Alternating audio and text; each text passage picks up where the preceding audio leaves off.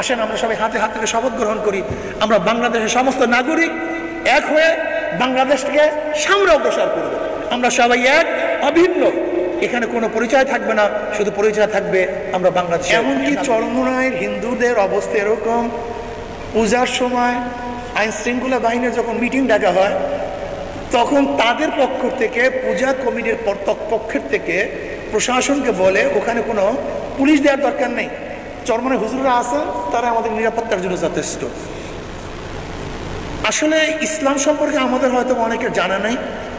আসলে মুসলমানকে বের করা হয়েছে গোটা মানুষের জন্য, এটা শুধু মুসলমান মুত্তাকি মুমিনদের জন্য নয়, উখরিজাত নাস, সমস্ত মানুষের জন্য। কাজী আমরা চাই যেরকম হাজার বছর ইতিহাস, আমাদের ইতিহাস ঐতিহ্য যেটা ছিল সেটা বজায় থাকবে। এখানে আমাদের হিন্দু মহাজোটের সম্মানিত মহাসচিব সাহেব যে কথা বলেছেন আসলে বাস্তবতাও তাই। কোনো এক সম্প্রদায়, কোনো এক গোষ্ঠী হিন্দু সম্প্রদায়কে ব্যবহার করে আসলে নিজেদের ক্ষমতাকে স্থায়ী করার একটা পরিকল্পনা সৃষ্টি করেছে। আজকে দেখেন মোদি সাহেব কি বললেন, 120 কোটি হিন্দু বাংলাদেশের হিন্দুদেরকে নিয়ে উদ্বিগ্ন অবস্থায় আছেন। এই কথাটা কি বলেন তো? এটা উস্কানি নয় কি? ডাইরেক্ট উস্কানি। তার মানে কি? তারা 120 কোটি হিন্দু নিয়ে কি বাংলাদেশে আক্রমণ করবে, ঝাঁপিয়ে পড়বে?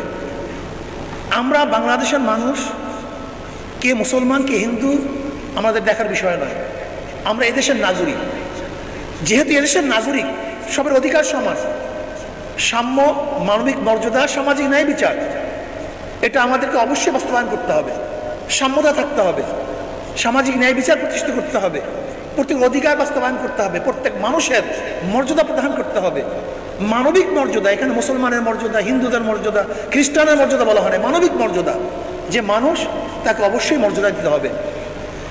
আমি যখন প্রেসিডেন্ট হাউসে প্রথম 5 তারিখে মিটিংয়ে গিয়েছিলাম, সবাই সবার কথা বলছে, কিন্তু ফার্স্ট কিন্তু আমি বলেছিলাম সেফটি ফার্স্ট। আমি বলছিলাম সেফটি দেওয়ার দরকার, আমাদের হিন্দু সম্প্রদায়কে অবশ্যই সেফটি দেওয়ার দরকার। যখন বাংলাদেশের মানুষ চিন্তাও করতে পারে না হিন্দু মন্দির পাহারা দিতে হবে, তখন ইসলামী আন্দোলন বাংলাদেশের নেতা কর্মীরা প্রত্যেকটা হিন্দু মন্দিরে অবশ্য চলে গেছে, যেটা আপনারা বলছেন যে আমরা চিন্তাও করতে পারি নাই। কারণ আমরা বুঝতে পেরেছি যে পরাজিত শক্তি এখন হিন্দুদেরকে ঢাল বানিয়ে দ্বিতীয়বার অরাজকতা সৃষ্টি করার চক্রান্ত করবে। এর জন্য এই বিষয়টাকে ইস্যু করার জন্য, আগেই সতর্ক থাকার জন্য, এই বিষয়টাকে নষ্ট করার জন্য, রদ করার জন্য আমরা আগেই সতর্ক ছিলাম। আজকে আমরা শপথ গ্রহণ করব, বাংলাদেশে হাতে হাত রেখে আমরা বাংলাদেশের নাগরিক, আমরা মুসলমান, হিন্দু, খ্রিস্টান, বৌদ্ধ সবাই এক হয়ে দেশটাকে করব। এই দেশটাকে সামনে অগ্রসর করব, এই দেশটাকে সামনে নিয়ে যাব।